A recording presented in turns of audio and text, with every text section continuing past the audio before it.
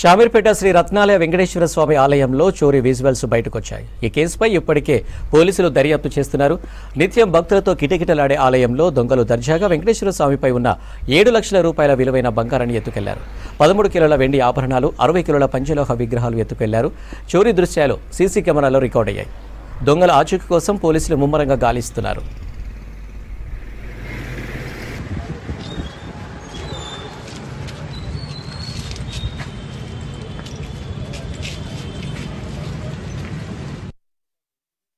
ఈరోజు ఉదయం 6 గంటల సమయంలో డైల్ 100 ద్వారా వచ్చిన సమాచారం ప్రకారము షామీర్పేట పోలీసు చేరుకొని విచారిస్తే షామీర్పేట పోలీస్ పరిధిలోని అలియాబాద్ గ్రామంలో ఉన్నటువంటి రత్నాలయం టెంపుల్లో దొంగతనం జరిగిందని తెలిసింది.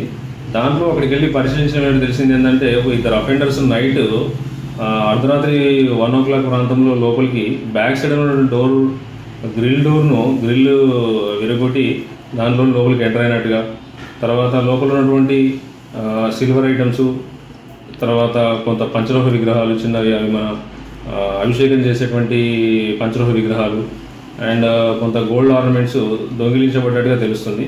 అవి పూర్తిగా ఏం జరిగిందనేది తెలుసుకుంటున్నాము.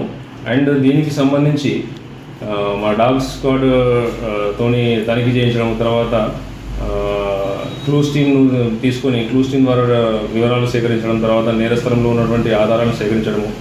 మేము కూడా ఒక 5 టీంలుగా ఫామ్ చేసి CCS and law and order crime వీళ్ళందరూ